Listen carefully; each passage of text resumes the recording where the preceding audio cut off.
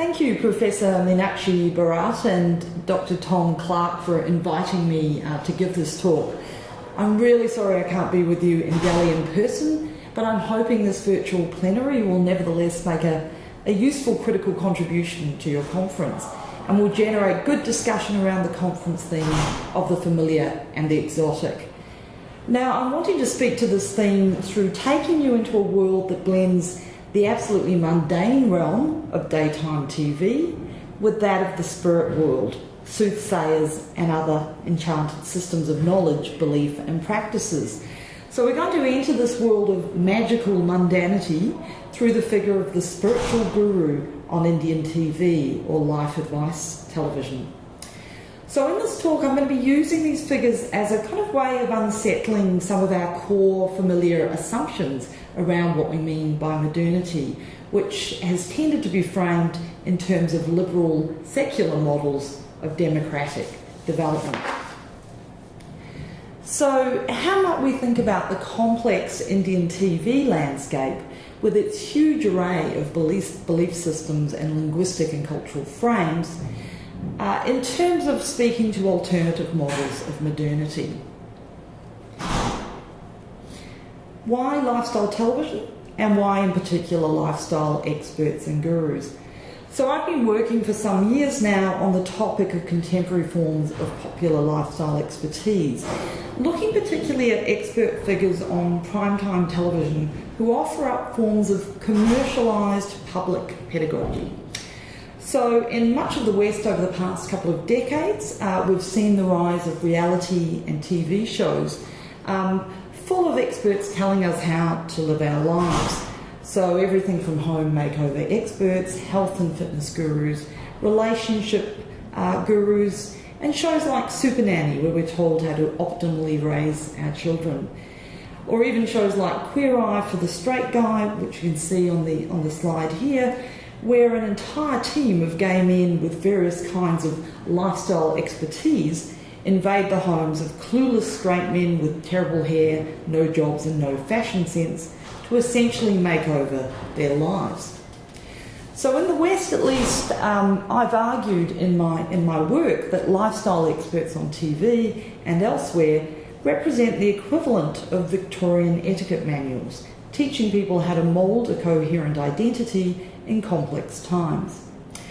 So in this earlier work, I've largely focused on Anglo-American television, but over the past 6 years I've been working with colleagues on a project looking at the rise of lifestyle and reality television across Asia more broadly. And in this project, our fairly simple premise was that if Anglo-American lifestyle television offers self-help advice for being an optimal subject or citizen, then by studying the rise of advice television in South and East Asia, which is a growing genre across the region, we could similarly gather insights into changing forms of subjecthood and sociality in the countries under study. Now, much of the work on the globalisation of reality and lifestyle television makes the assumption that these formats, in a sense, spread a certain kind of model of US-style neoliberal competitive individualism with a large dose of consumerism to the rest of the world.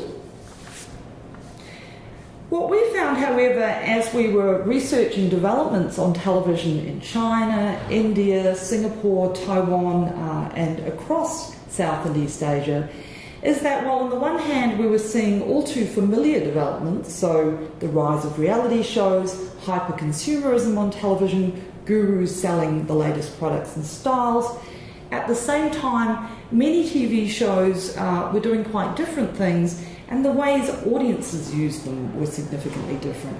So we became increasingly aware of the problems of transplanting secular European frameworks of modernity and industrial capitalism in particular into Asia, with its plurality of cultural and temporal trajectories of modernity.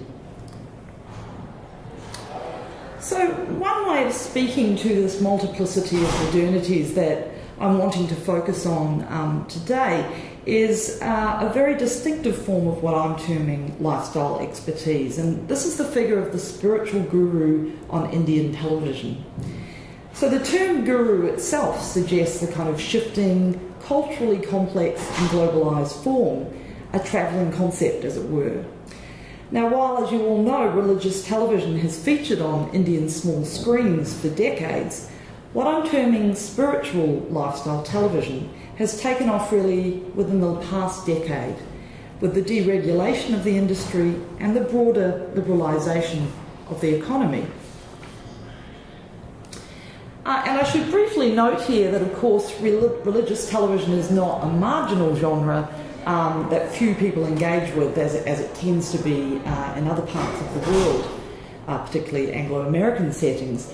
In household research we conducted with my colleague Kiran Mullanhali, we visited numerous homes in Mumbai where we spent time with families and individuals watching and talking about television and associated lifestyle practices. And most of these households watch some kind of religious or spiritual television as part of their broader viewing practices. So these shows are in no way marginal. So turning to spiritual television, the Indian TV landscape is inhabited by a huge array of gurus, from fairly down-home figures on provincial cable channels to rather more glitzy gurus on the bigger Hindi general entertainment channels. But here I'm just going to speak about a couple of different categories of spiritual gurus. So the first set of TV gurus I want to look at are commercial life advisors, who essentially blend spiritualism with questions of fate and fortune. And here I'm talking about astrologers like Misra, pictured here, fortune tellers and experts in Vastu. What these diverse figures have in common is their claims to offer practical life solutions and advice for dealing with an increasingly complex, stressful and risky world. So in a nutshell, they sell themselves as problem solvers, albeit offering solutions that often embrace magical thinking. Teleastrologers such as Misra represent one of the more popular forms of mystical advice, and Misra brands himself as a neo-astrologist. He's highly entrepreneurial, and as you can see, he's partial to a bit of bling. So he's very much part of the kind of new breed of enterprising astrologers whose TV persona is just one part of a broader multimedia brand. And one of the more intriguing aspects of these teleastrologists is their prominence not just on entertainment channels. They often appear also on news channels, with the shows themselves utilising the kind of communicative conventions of news, so often featuring anchors, a direct mode of address to audience, and some shows even feature breaking astrological news, although here they often break with the rules of news time by predicting the future, so offering a kind of future news, as it were. A growing number of these figures are differentiating themselves in what is a very crowded market through offering predictions geared to specific audiences and lifestyle needs. So on the popular business channel Z Business, for instance, Sandeep Kochar has a show called Astronomics, in which he makes financial investment predictions for the day and offers one-on-one economic advice to audience members. So here's Sandeep's website, and like many spiritual TV gurus, he's a bit of a multi-credentialed multitasker, which apparently you need to be in the current competitive spiritual market. So I just want to show a brief opening clip of Astronomics to give you a bit of a flavour for these kinds of shows.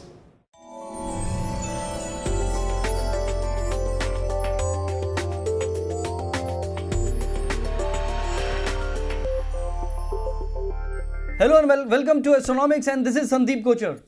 तकदीर अगर पत्थर की लकीर है जो बदल नहीं सकती तो कुछ चोट जिंदगी में काफ़ी है इसे तराशने के लिए।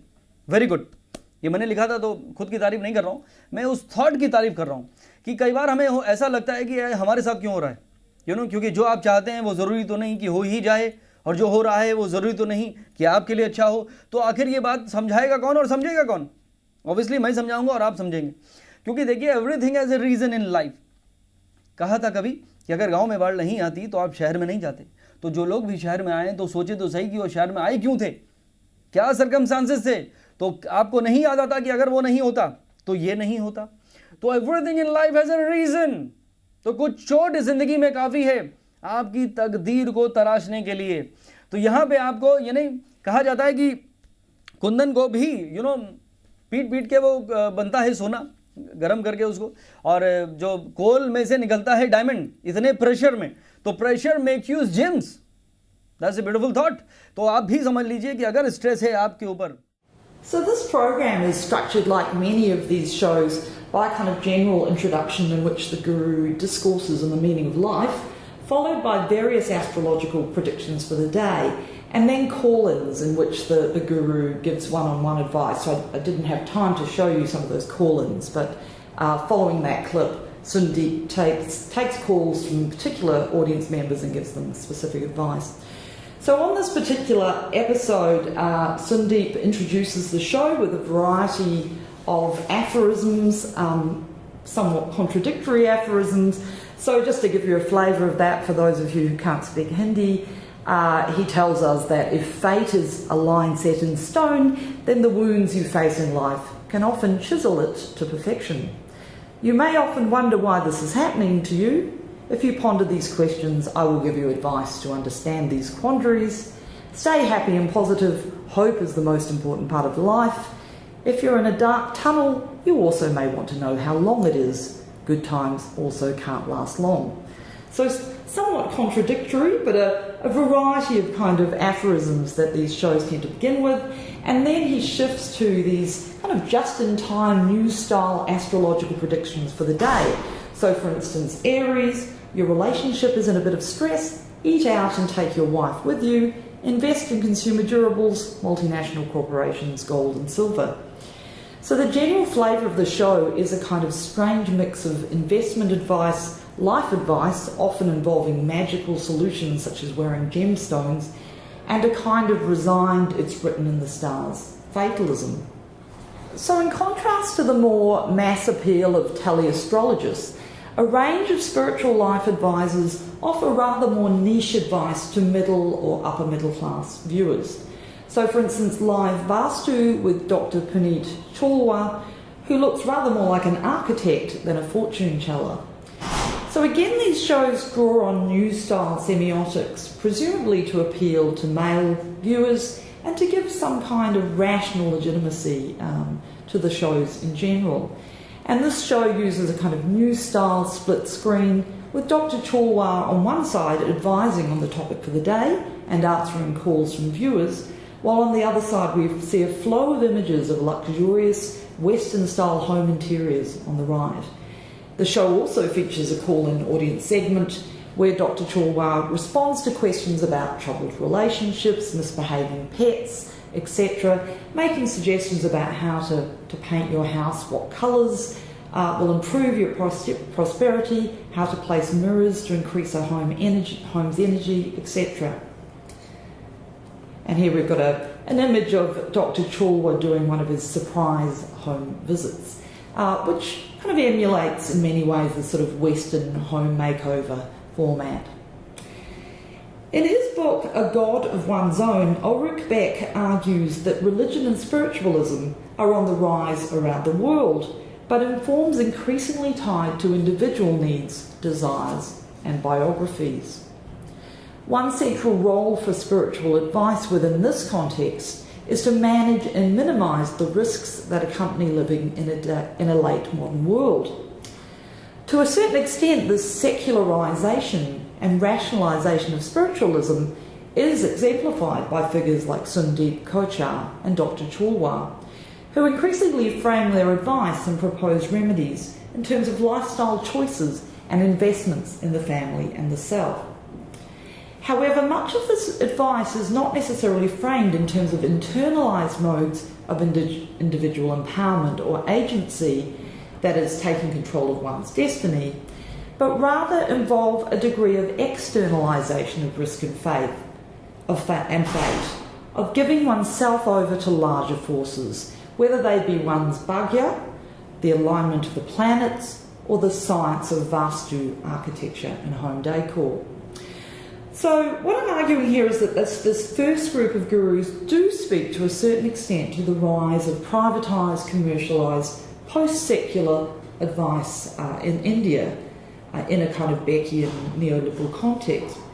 But the resources offered the audience on these shows draw not just on communicative rationality, but suggest a broader parasocial world of spirits and Vedic planetary forces.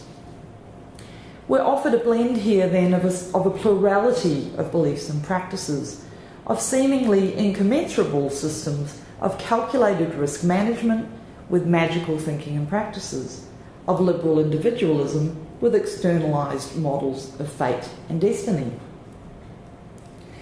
So in this next section I want to talk about another somewhat different example of spiritual gurudom, although with some connections to the figures that we've just talked about. So many lifestyle TV scholars argue that lifestyle experts are a product of neoliberalism, particularly this kind of US-style competitive individual neoliberalism. If in a neoliberal context the state expects individuals to manage their own self-care, then lifestyle television apparently has stepped into this gap. So in the West we see the rise, for instance, of chefs like Jamie Oliver, who increasingly are teaching us how to be healthy citizens rather than just cooking a meal.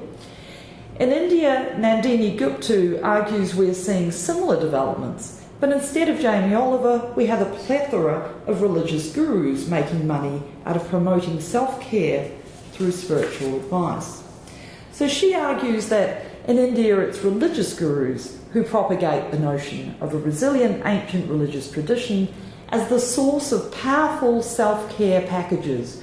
Religion here, she suggests, is pressed into action in an essentialised construction of the Indian self as quintessentially enterprising. So here I want to discuss one of the more controversial spiritual superstars in the Indian TV landscape, the yoga practitioner Baba Ramdev. And I think he's a very useful figure in terms of illustrating and complicating the notion of what we might call a kind of guru governmentality, the assumption that religious gurus are an extension of the globalisation of secular modes of enterprise. So Ramdev's guru status, as I'm sure you all know, is inextricably tied to his success as an entrepreneur in both the religion and well-being market. He owns the hugely successful Ayurvedic company Patanjali and claims that all kinds of modern illnesses can be treated by yoga and Ayurvedic drugs.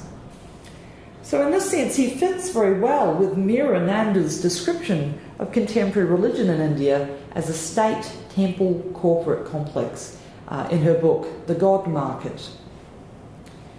Above all, Ramdev has been a very astute media player, and he now has a ubiquitous presence on most major Hindi language channels. Ramdev's TV programs include yoga targeted at specific markets, such as yoga for young women and recommended yoga asanas for losing weight. The Baba's just-in-time blend of ancient Hindu Vedas with a health-oriented brand of yoga can be read then in terms of a kind of Beckian shift to a privatised neoliberalism or neo-spiritualism, and Gandini's argument about the enterprise self. But Ramdev's distinctiveness as a New Age fitness guru, I would argue, lies in his linking of the yogic habitus to a more collectivised national body politic that isn't so much about competitive individualism and enterprise, at least not in a more globalised sense. And here he's perhaps best known for his mass yoga camps, which are attended by thousands of people and which began to be televised back in 1995. Participating in his yoga sessions, whether at his camps or in one's lounge room, can be seen as participating in a collectivised form of national healing, or what Chakravarti has called somatic nationalism. So I just want to briefly show a clip from one of Ramdev's yoga mass yoga camps. त्रयम् एकत्र संयमाः तज्ज्यात् प्रज्ञालोकः तस्य भूमिष्य विनियोगः प्रातिभाद्वा सर्वम। ये किस तरह से हम अपनी अंतः शक्ति, अंतः ज्योति को जगा करके व्याधि से मुक्त हो करके और मुक्ति के सोपान तक आगे बढ़ते, ये पूरी प्रक्रिया सिखाएंगे। सब खड़े हो जाएंगे। आज आपको रोगानुसार योग और रोगानुसार योग के साथ साथ योग का जो पूरा पैकेज है वो तो योगिक जोगिंग, सूर्य नमस्कार, 12 आसन और 8 प्राणायाम आपको सिखाते ही हैं। कल भी सिखाया था। अब देखो, किसी को वजन कम करना है तो 10 अभ्यास करने हैं। लंबे लंबे सांस भरते रहो। और मोटापा कैसे दूर होता है योग से? Sugar, BP, stress, asthma, arthritis. So while Ramdev's yoga asanas and teaching are about building new and improved Indian citizens, these are not straightforwardly the enterprise selves of global neoliberalism. As Chakravorty argues, Ramdev promotes yoga as an alternative and effective medicine to biomedicine and sees the nation as sapped of its strength by globalisation. So instead he kind of offers himself up as a kind of crusader against the modern pharmaceutical industry. For instance, he's rather controversially called for a ban on Western medicine. And a crusader against the lifestyle ills of the modern world more broadly. Pro-nationalist, he recently argued that India doesn't need multinational companies, but has all the skills and finance it needs integral to the nation already. Chakravorty links Ramdev's, quote, construction of a somatic nationalist bond through shared bodily performances, end quote, to an anti-colonial tradition, which can be linked back to popular ascetic nationalists such as Mahatma Gandhi. Now this is a quote from Maya Warrior, who is a UK-based religious studies scholar.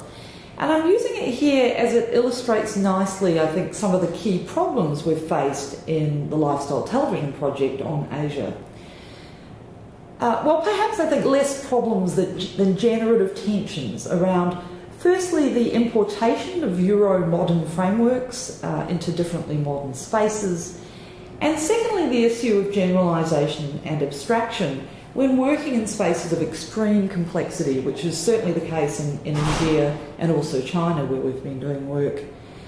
And I think here there's also a tendency to generalise the experience of the kinds of upper middle class cosmopolitan audiences that theorists often tend to work with.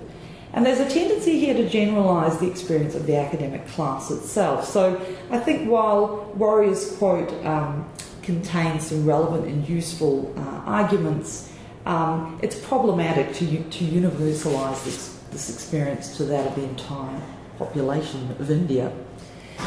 I'd argue, and I say this as a non-India specialist, that doing research in highly differentiated social and media landscapes like India calls for a way of working that attempts to articulate rather than gloss over or manage complexity, and that pays attention to cultural genealogies of media discourses and practices, as suggested, for instance, by the Ramdev case and his links to earlier anti-colonial movements. So, by way of conclusion, I want to briefly speak to a final example that I think nicely complicates the notion that the rise of spiritualism is purely about a kind of globalisation of liberal privatised individualism. So in their edited collection on the Guru in South Asia, Koopman and Ikegame use the term magnified persons. And I think this is a really useful term for capturing the sense in which televisual gurus such as Ramdev not only embody a kind of celebrity persona, but also carry with them a kind of former spiritual incarnation, a kind of ghostly shadow, as it were. And this is something gestured towards in the images that often accompany even the most secular of spiritual advisors on Indian television. So the opening credits of spiritual programs commonly depict the show's Baba accompanied by a kind of halo, the equivalent of spiritual glamour shots. And here we have Dr. Chorwa posing for his spiritual close-up, as it were, along with his spiritual shadow. This magnified sense of personhood is not only held by the guru himself or herself, but also by his or her followers, with such gurus often seen as representing the collective image of their followers. For instance, followers of some Indian gurus will give blood in the name of that leader, with the emphasis being as much on spiritually transforming transfusion recipients as saving the lives of individuals. So this is a truly collectivised act that is once about civic duty, that is also devotional, and that is a kind of transubstantiation of individual bodies by the gift of what one group of followers is called liquid love. So this brings me back to the kind of final key point that I signposted in the introduction, and this is the utility of theories of multiple modernities to understanding complexity in increasingly complex, transnationally shaped local media contexts.